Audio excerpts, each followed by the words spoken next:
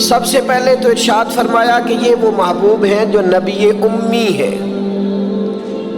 نبی پاک صلی اللہ تعالی علیہ وسلم نے کسی مدرسے سے پڑھا نہیں، حضور علیہ السلام نے کسی دنیاوی استاد کے سامنے بیٹھ کر تعلیم حاصل نہیں کی۔ محبوب کو جو پڑھایا اور سکھایا ہے رب تعالیٰ نے ہی سکھایا ہے۔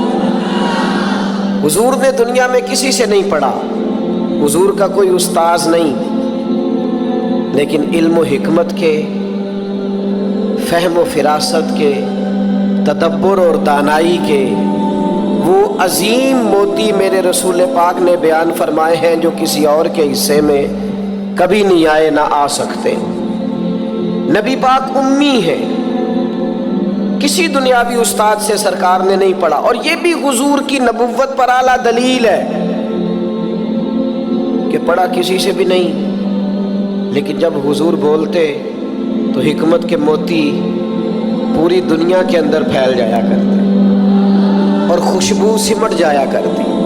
عرب کے لوگوں کو اپنی دانائی پر بڑا فخر اور ناز تھا، وہ سمجھتے تھے کہ ہم سے دانا کوئی نہیں، لیکن جب حضور بات کرتے نا، تیرے آگے ہیں یوں دبے لچے فصحا عرب کے بڑے بڑے، کوئی جان منہ میں زبان نہیں بلکہ جسم میں جان نہیں۔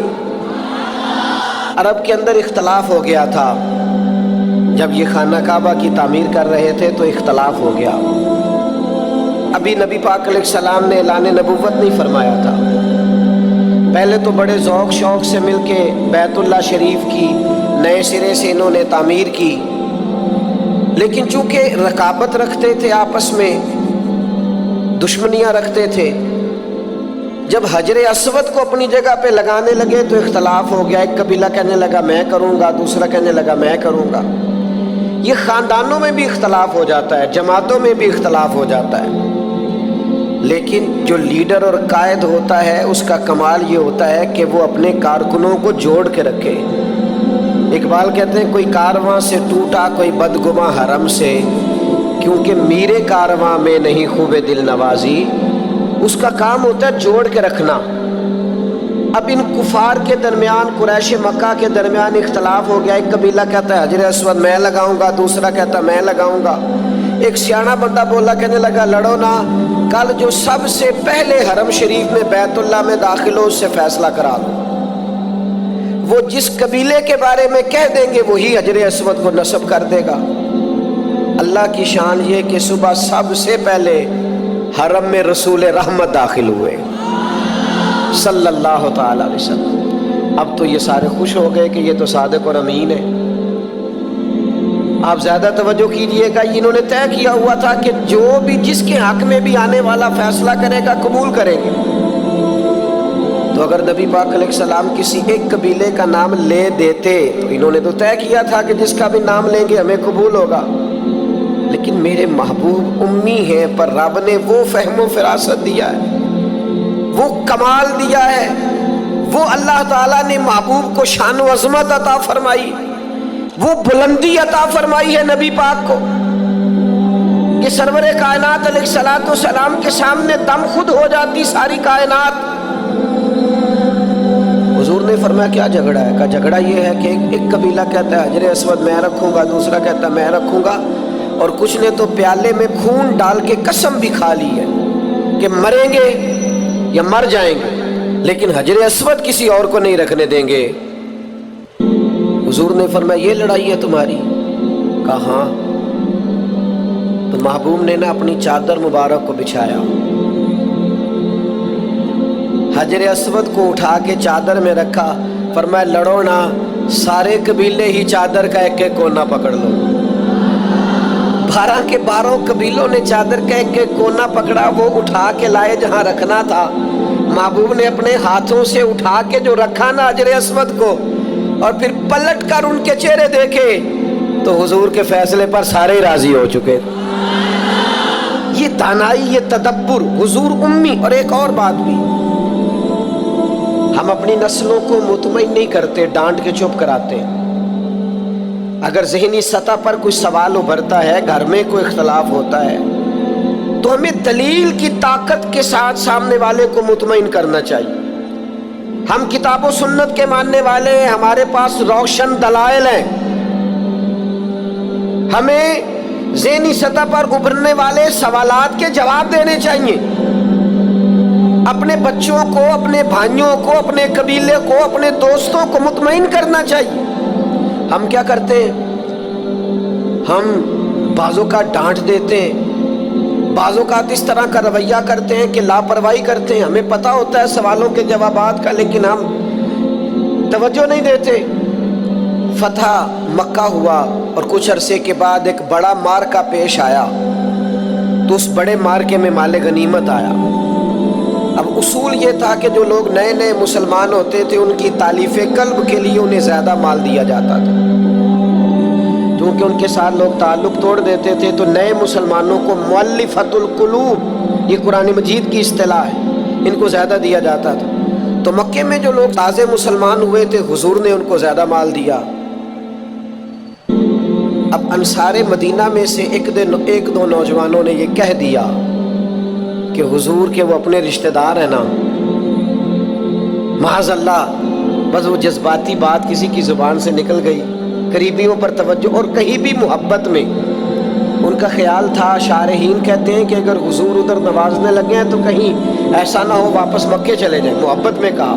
تو اب اس پر اللہ کے محبوب علیہ الصلوۃ والسلام نے کیا کیا؟ فرمایا انصار مدینہ کو، یہ مسلم شریف میں موجود ایک ترکی خیمہ تھا، فرمایا انصار کو خیمے میں جمع کرو۔ خیمے میں جمع کیا تو حضور فرمانے لگے، یہ ذرا انداز دیکھیے میرے قریب، حضور فرمانے لگے مدینے والوں تم کہہ سکتے ہو کہ یا رسول اللہ آپ کے شہر والوں نے تو آپ کو بڑی تکلیف دی تھی، ہم آپ کو یہاں لائے تھے، تم کہہ سکتے ہو۔ ان کی آنکھوں سے فوراً آنسو چھلک پڑے، یا رسول اللہ ہم کون ہوتے، ہم پر تو آپ نے مہربانی کی، آپ تشریف لے آئے۔ وہ دو عالم کی رحمت تھے، جہاں چاہتے وہیں رہتے، یہ ان کی مہربانی ہے کہ یہ عالم پسند آیا۔ حضور نے فرمایا تم کہہ سکتے ہو کہ یا رسول اللہ یہ تو بدر میں تلواریں لے کر شہید کرنے آئے تھے، ہم نے جانوں کے نذرانے پیش کیے، کہو۔ وہ رو پڑے، کہ یا رسول اللہ نہیں، یہ تو ہم پہ اللہ رسول کا احسان ہے کہ ہم میں سے کوئی شہید ہو گئے، کوئی غازی ہو گئے۔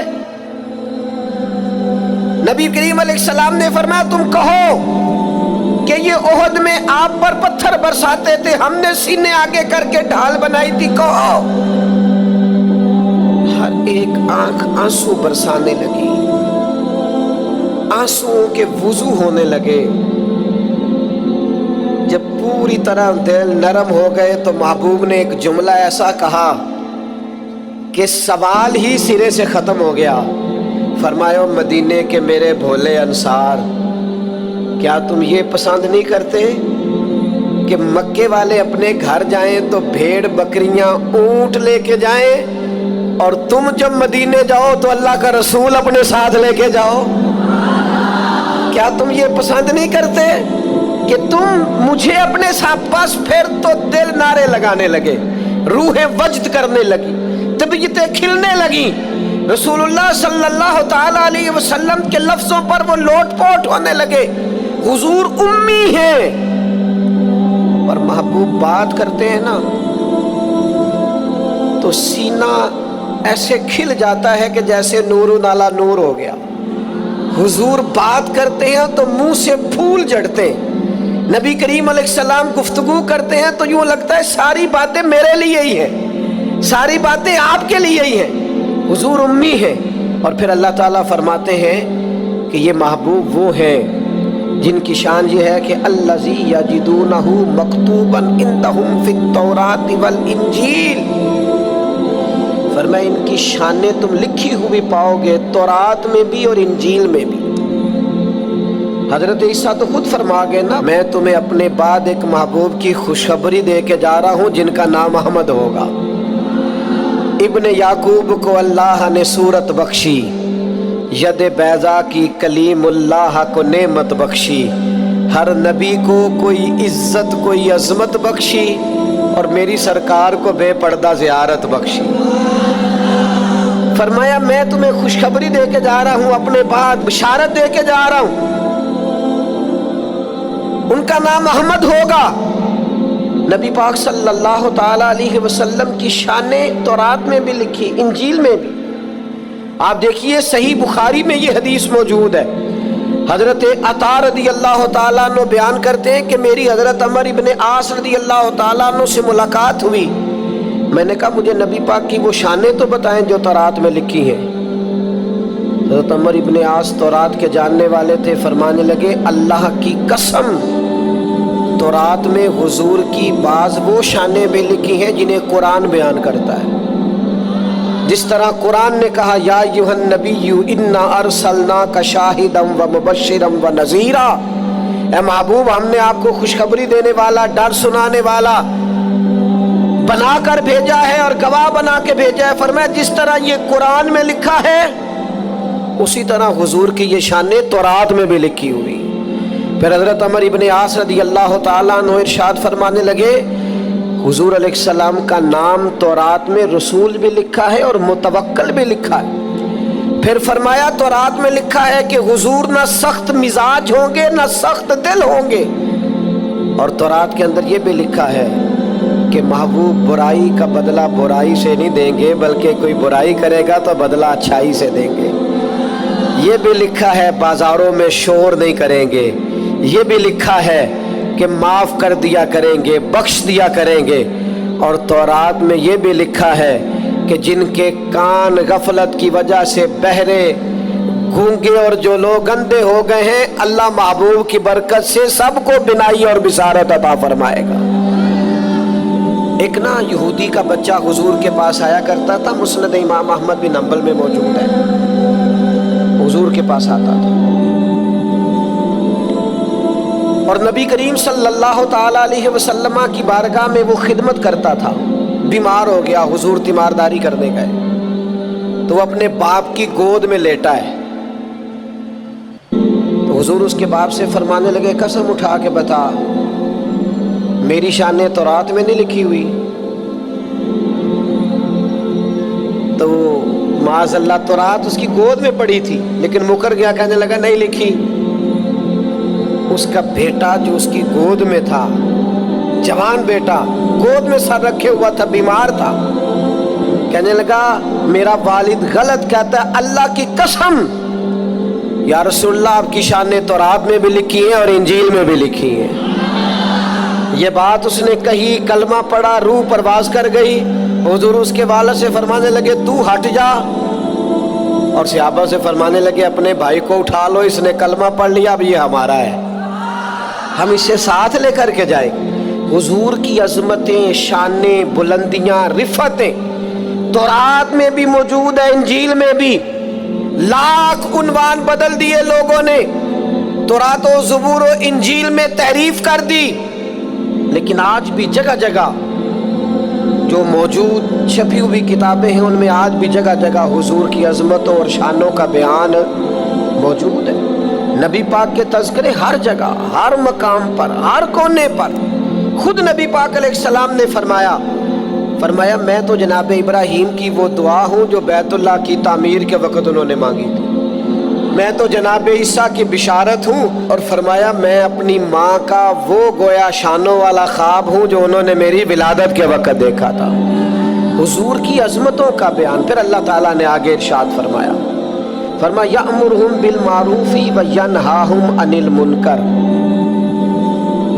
یہ محبوب تمہیں نیکی کا حکم دیں گے اور برائی سے منع کریں گے۔ ہر ایک نے نیکی کا حکم دیا، ہر پیغمبر، ہر رسول نے، ہر مصلح نے، ہر دائی نے، پر جس پیار کے ساتھ نبی پاک نے لوگوں کو نیکی کی طرف بلایا ہے، جس محبت سے، جس درد سے، جس ذوق سے حضور نے بلایا ہے، اور جس طرح دروازہ دروازہ جا کے حضور نے لوگوں کو کہا ہے آ جاؤ دین کی طرف آ جاؤ، جس توانائی کے ساتھ حضور چاہتے ہیں کہ لوگ دوزخ سے بچ جائیں، یہ صرف حضور ہی کا خاصہ ہے۔ یہ حدیث آپ نے یاد رکھنی ہے۔ حضور فرماتے ہیں میری اور تمہاری مثال اس آدمی کی طرح جس نے آگ جلائی تھی، آگ روشن ہو گئی تھی تو پتنگے اس میں گرتے تھے، تو वो आग जलाने वाला बार बार पतंगों को रोकता था, न जाओ जल जाओगे। फरमाया तुम भी बार बार ऐसे काम करते हो जो तुम्हें दोज़ख में ले जाएं, और मैं तुम्हें सीना बंद से पकड़ पकड़ के बचाता हूँ, ये काम ना करना दोज़ख में ले जाएगा, ये काम ना करना दोज़ख में। नबी पाक ने एक एक मरहले में उम्मत की रहनुमाई की, एक एक कोने में तरबियत फरमाई, और बड़ी जाफिशानी के साथ, बड़ी हिम्मत के साथ, जद्दोजहद के साथ लोगों को दीन का पैगाम दिया। और फिर बड़ी दानाई से, आज कुछ लोगों का अंदाज़े तबलीग जारहाना है, वो किसी को नमाज की दावत भी देते हैं तो तल्ख लहजे के साथ, अपने किसी भाई को दीन का पैगाम देते हैं तो तुर्श अंदाज के साथ, हालांकि अपने हक में जब वो बातें करते हैं तो मीठी। आपको अगर अपना सौदा बेचने के लिए नरम बात करनी आती है तो हुजूर के दीन के लिए नरम बात क्यों नहीं करते? अगर अपने बच्चे को अपने हक में कायल करने के लिए लहजे को बावुजू करके मीठा करते हो, तो अपने बच्चे को नमाज की तरफ मायल करने के लिए, दीन की तरफ मायल करने के लिए मीठा क्यों नहीं करते? आपका अंदाज हसीन हो, खूबसूरत हो। उदू इला सबील रब्बिका बिल हिकमा, लोगों को दानाई के साथ अल्लाह की तरफ बुलाओ। और ये जो लोगों ने कहना शुरू कर दिया ना ये सिर्फ उलमा की ड्यूटी है, तो मेरे भाई नबी पाक अलैहिस्सलाम ने तो एक माने में हर उम्मती को मुबल्लिग बनाया है। फरमाया मेरी एक आयत भी किसी तक पहुंची है, एक बात भी तो दीन में ले जाए, फैलाए जाके। एक एक आदमी की जिम्मेदारी है, आज एक एक की जिम्मेदारी है दीन की खिदमत करना, ड्यूटी करना, लोगों को खैर की तरफ बुलाना, भलाई की दावत देना। बड़ा सवाब है मदीना शरीफ में मस्जिद नबी शरीफ और जन्नतुल बकी में दफन होने का बड़ा अजर है। पर हजरत जाबिर इब्ने अब्दुल्ला का मज़ार तो कहीं और है, हजरत साद बिन नबी वकास का मज़ार तो कहीं और है, हजरत अबू अयूब अंसारी का मज़ार तो कहीं और है, हजरत अनस बिन मालिक की कब्र तो कहीं और है, मस्जिद नबी में अजान पढ़ने वाले मुअज्जिन जनाब बिलाल हबशी का मज़ार तो शाम में है। मेरे दोस्तों, वो तो निकल गए दुनिया में हुजूर का पैगाम लेकर, उन्हें पता था जन्नतुल बकी में दफन होने का बड़ा अजर है। उन्हें ये भी पता था कि हुजूर का असल तो रज़ा इसमें है कि दीन का पैगाम दिया जाए, निकला जाए। जब ये दर्द लग जाता है ना जिंदगी में, तो फिर इंसान गली गली घूमता है दीन का पैगाम लेकर, नगर नगर जाता है। अदम से लाई है हस्ती में आरज़ू रसूल, कहाँ कहाँ लिए फिरती है जुस्तजू रसूल। फिर इंसान बीमारियां नहीं देखता, थकावटें नहीं देखता, घर नहीं देखता, फिर वो अपने आला मकासद के लिए मैदानों में रहता है, जद्दोजहद करता है, कोशिश करता है, हिम्मत करता है। आज उम्मत मुस्लिमा करोड़ों में है, कारोबार को टाइम देते हैं, बच्चों को, दोस्तों को, सेहत को टाइम देते, दीन को क्यों नहीं देते?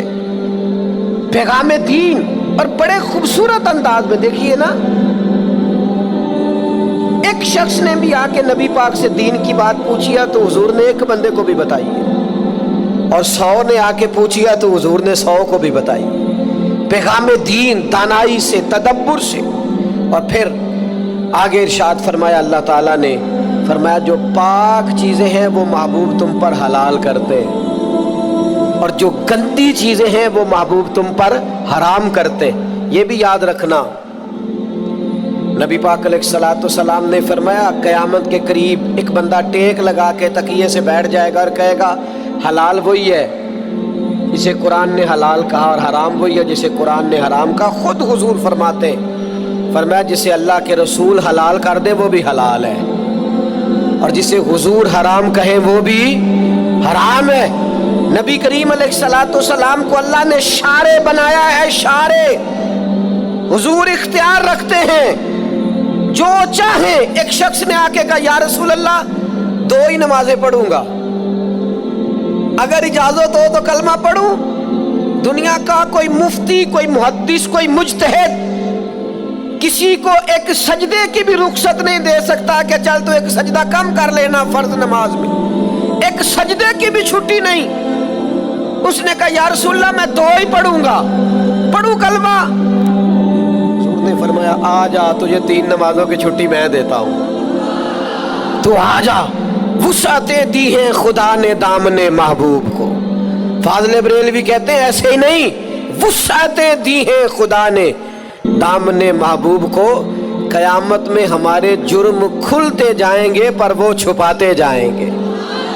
अल्लाह ने वुसअत वाला दामन बनाया। तो फरमाया जो पाक चीजें हैं महबूब तुम पर हलाल। और सुनो मेरे यारो, जिसे हुजूर ने हलाल किया है वही पाक है, और जिसे महबूब ने हराम किया है वो खबीस है, गंदी है। कुरान कहता है गंदी है। सुनो, हुजूर हलाल करेंगे पाकीज़ा चीजें, हराम करेंगे गंदी चीजें। नबी पाक ने तिजारत को हलाल किया तो तिजारत का रिस्क पाक है। सूद को हराम किया तो सूद गंदा है। दूध पाक है, तैयब है, शहद पाक है, तैयब है। शराब गंदी है, नापाक है। याद रखना, जिसे मुस्तफ़ा ने नापाक कर दिया वो कभी पाक हो सकती, जिसे रसूलुल्लाह सल्लल्लाहु अलैहि वसल्लम पाक कहे वो कभी नापाक हो सकता? याद रखो, वही चीजें पाक हैं जिन्हें मेरे करीम ने पाक किया, और वही लोग पाक हैं जो हुजूर के दरवाजे के करीब रहे। अबू बकर सिद्दीक भी पाक, उमर भी पाक, उस्मान भी पाक, अली भी पाक, हसन भी पाक, हुसैन भी पाक, अज़वाज मुतहरात भी पाक, चारों शहजादियां भी, हर सहाबी भी पाक, और हुजूर के खानदान का एक एक बच्चा भी पाक।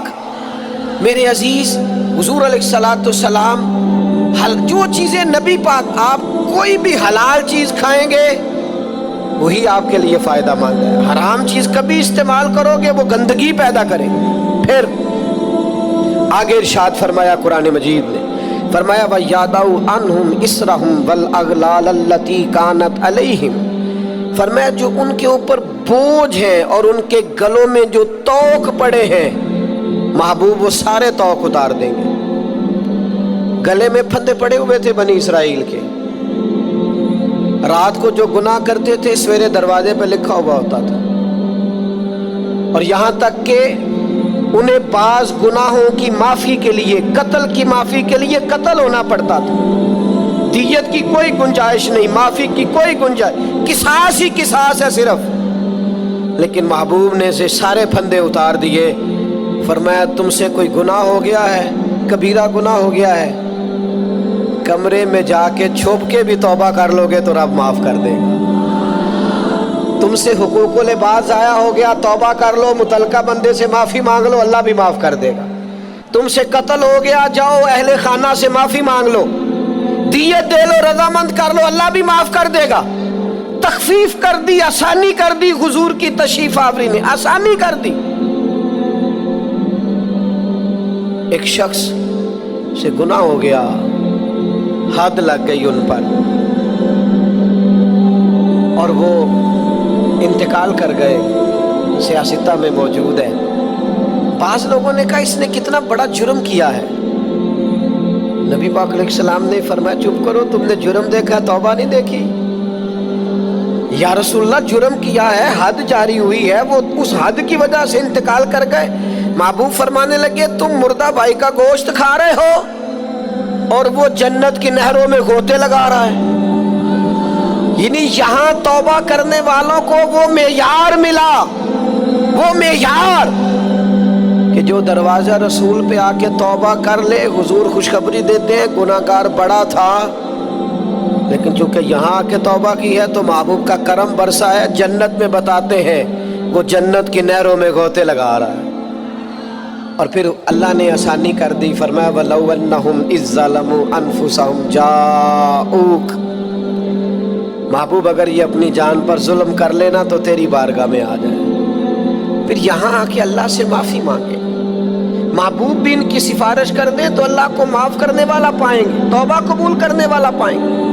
गोया मुजरिम हो तो मुँह अश्कों से धोते हुए आओ, आओ दरे तव्वाब पे रोते हुए आओ। قرآن میں موجود ہے توبہ کا طریقہ، پر سرکار کی دہلیز سے ہوتے ہوئے آؤ۔ ہاں ہاں، سرکار کی دہلیز سے چلے نہ ایمان دو قدم بھی، اگر تیرا ہم سفر نہ ٹھہرے، اور تیرا حوالہ دیا نہ جائے تو زندگی معتبر نہ ٹھہرے۔ لبوں پہ ایاک نستعین ہے، اور اس حقیقت پر بھی یقین ہے، اگر تیرے واسطے سے مانگوں کوئی دعا بے اثر نہ ٹھہرے۔ میرے عزیز یاد رکھیں، ارشاد فرمایا کہ تم پر جو بوجھ ہیں، جو پچھلی امتوں کے سخت احکام ہیں، وہ سخت احکام محبوب آسان کر دیں گے۔ نبی پاک علیہ السلام نے ہمیں جو دین دیا ہے وہ آسان دین دیا ہے، اور حضور علیہ السلام آسانی کو پسند کرتے۔ کسی بھی قبیلے کو، کسی جگہ قافلے کو حضور روانہ کرتے تو فرماتے خوشخبریاں دینا وہاں جا کے،